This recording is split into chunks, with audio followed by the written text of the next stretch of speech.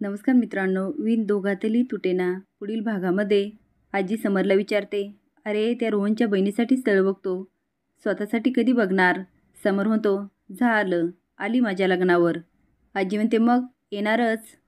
इकडे स्वानंदी रोहनला बोलत असते, हे बघ रोहन, तू त्या समर राजवाड्याला अट घातली म्हणून ते माझ्यासाठी स्थळ आणतायत आणि खरं सांगू का, ते मला अजिबात आवडत नाही आहे. रोहन म्हणतो, नक्की तुला काय आवडत नाही? त्यांनी स्थळ आणलेलं की समर राजवाडे? स्वानंदी म्हणते, हे बघ, तो माणूस ना मला हिमजिकल वाटतो, पण मी फक्त तुझ्यासाठी त्याच्याशी बोलते. हे बघ, त्याने आज फोन केला आणि तो काय म्हणाला, उद्या तुमच्यासाठी स्थळ येतंय. म्हणजे असं झालं, उद्या तुमच्या दारात साडीवाला येतो, तुम्ही साडी पसंत करा, मी पैसे देतो. हे सगळं मंदाकिनी ऐकत असते. स्वानंदी म्हणते, ते काय म्हणाले, तुमच्यासाठी उद्या मुलगा येतो, तुम्ही बघून घ्या आणि पसंत करा. तेवढ्यात मंदाकिनी म्हणते, काय काय काय काय आणि आवाज देते, अहो बाहेर या. हसून म्हणते, अरे बापरे, स्थळ? तोंडाला हात लावत म्हणते, हा माणूस केवढा फास्ट आहे, लगेच स्थळ? बरोबर आहे, केवढी मोठी कंपनी सांभाळतो तो. रोहन, त्याच्याकडून काहीतरी शिक, नाहीतर रोहन तू. आणि तू कशाला किरकिर करतेस? एकदा बघून तर घ्या ना, स्थळ कसं आहे, मुलगा कसा आहे, आणि मग ठरवा.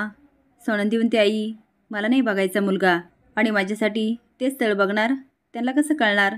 माझ्यासाठी कुठला मुलगा सुटेबल आहे त्यांना काय कळणार? रोहन, खरंच मी तुझ्यापुढे हात जोडते, मला ते सगळं सहन नाही होते, प्लीज तू तुझी अट मागे घे.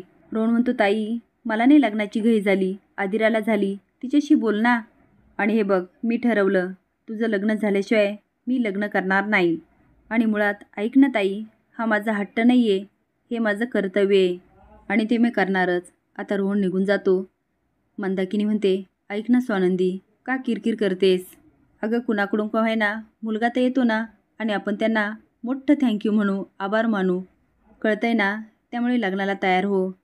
आता तर बाबा पण मान हलवतात, ते पुढे येतात आणि म्हणतात, नंदू बाळा, अगं तुझं लग्न झालं तर चांगलंच आहे ना, मग त्यासाठी समर राजवाडे कारणीभूत झाले तर काय हरकत आहे?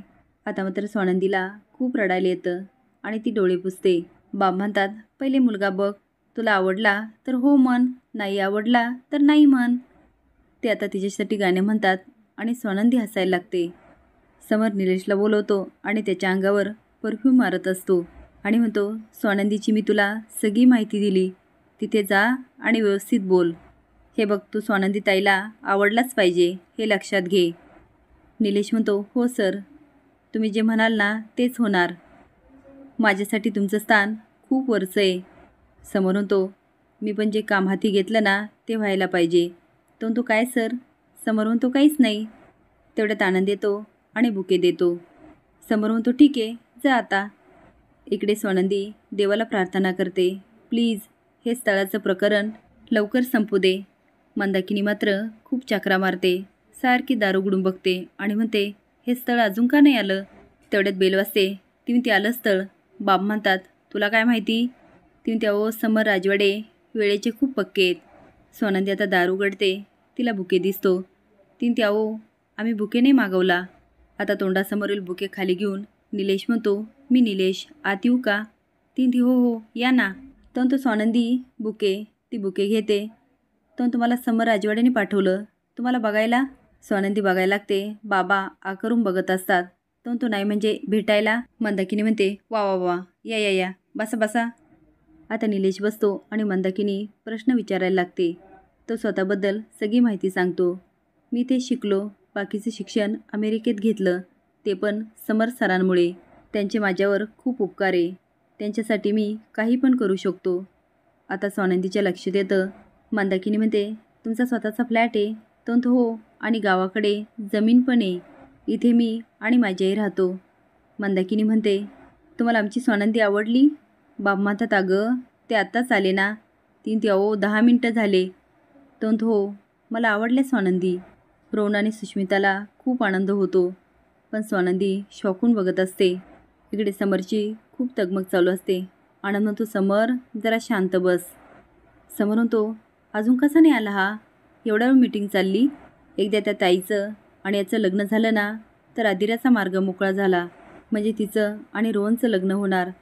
थांब, मी फोन करतो. तेवढ्यात निलेश येतो. समर विचारतो, कशी झाली मीटिंग? निलेश म्हणतो, चांगली झाली. ते माणसं खूप साधी वाटली आणि मुलगी पण खूप छान आहे, एकदम शांत. समर म्हणतो, मित्रा, जिंकलंस मित्रा. एक मोठं युद्ध जिंकलंस आणि तू मला याच्यातून सोडवलं. निलेश म्हणतो, म्हणजे काय सर? तो म्हणतो, काहीच नाही. तुला मुलगी पसंत आहे ना? तो म्हणतो, हो. समर म्हणतो, चला, म्हणजे पुढे जायला काही हरकत नाही. स्वानंदीला फोन करतो. ती म्हणते, हां बोला, काय काम आहे? समर म्हणतो, कसा वाटला मुलगा? ती म्हणते, भेटून बोलूया. तो म्हणतो, चला मग आत्ताच भेटूया. कुठे तुम्ही बोला. स्वानंदी म्हणते, नाही, मी आत्ता ऑफिसला चालले. तो म्हणतो, ठीक आहे, मग ऑफिसला येतो. ती म्हणते, नाही, नंतर भेटूया. तो म्हणतो, अहो एवढा वेळ नाही आहे. ती म्हणते, घड्याळ, तुम्ही घड्याळ आहात. वाघ लागला काय तुमच्या मागे? एवढी काय घाई आहे? समर म्हणतो, करावी लागणार. तुम्हाला तुमचं करंट लोकेशन पाठवा, मी लगेच येतो. तो फोन बंद करतो. स्वानंदी पहिले पाठवत नाही, पण नंतर विचार करते आणि लोकेशन पाठवते. तेवढे शुकशुक आवाज येतो. ती बाजूला बघते. तो रोहनची ताई, या ना, गाडीत बसून बोलूया. पण स्वानंदी काय ऐकत नाही. तो जवळ जातो आणि म्हणतो, अहो चला, मस्त गाडीत एसीत बसूया आणि बोलूया. स्वानंदी म्हणते, मला सवय नाही एसीची. तो म्हणतो, अहो त्याची काही ॲलर्जी होत नाही, त्याने काही शिंका नाही येणार. स्वानंदी म्हणते, मला शिंकाना स्ट्रेसमुळे येतात. तो म्हणतो, अहो मला बोलायचे आत्ताच. स्वानंदी म्हणते, तुम्हाला सगळं आत्ताच करायचं असतं, बोला, माझी बस येईपर्यंत. समोर विचारतो, मुलगा कसा आहे? ती म्हणते, तुमच्या उपकाराखाली आहे. तो उपकाराखाली? नाही हो, त्याला आवडलात तुम्ही. सरप्राईज, पण आवडलात तुम्ही. स्वानंदी म्हणते, तुमच्या उपकाराखाली दबलाय तो. दोघांची वादवाद चालू असते. तेवढ्यात बस येते. स्वानंदी काय ऐकत नाही आणि बसमध्ये चढते. आता समर पण कसाबसा बसमध्ये चढतो. कंडक्टर म्हणतो, तिकीट? समर म्हणतो, अहो मला काय विचारताय, त्यांना विचारा ना. कंडक्टर स्वानंदीकडे जातो आणि म्हणतो, अहो तुमच्या मिस्टरने विचारले कुठलं तिकीट घ्यायचं आहे. स्वानंदी म्हणते, कोण? ते म्हणते, ते काय, तुमचा नवरा. तुम्ही नवरा बायको आहात ना? स्वानंदी म्हणते, मला काय विचारताय, त्यांनाच विचारा. तो पुन्हा समरकडे जातो. समर म्हणतो, अहो त्यांना विचारा. स्वानंदी म्हणते, MGचं तिकीट द्या त्यांना. कंडक्टर समरला पैसे मागतात. 8 रुपये द्या. समर म्हणतो, माझ्याकडं नाही आहे. नेट बँकिंग चालेल का? तो म्हणतो, नाही हो, सर्व्हर डाऊन आहे. समर म्हणतो, नाही माझ्याकडे. स्वानंदीला ओरडतो, अहो माझे तिकिटाचे पैसे द्या ना, माझ्याकडं नाही आहेत पैसे. स्वानंदी आता पैसे देते. तो येतो आणि तिच्याजवळ बसतो आणि म्हणतो, अहो निलेश चांगला मुलगा आहे. स्वानंदी म्हणते, तुमच्या उपकाराखाली दबलेला मुलगा मला नको आहे. आणि काय हो, तुम्हाला एवढी कसली घाई आहे? समोर म्हणतो, आहे मला घाई, सांगा पटकन. आता दोघांमध्ये बरीच तुतुमयमे होते. स्वानंदी जाते आणि बाजूच्या सीटवर बसते. पुढील भागात काय होणार हे बघण्यासाठी लाईक आणि सबस्क्राईब करा. धन्यवाद.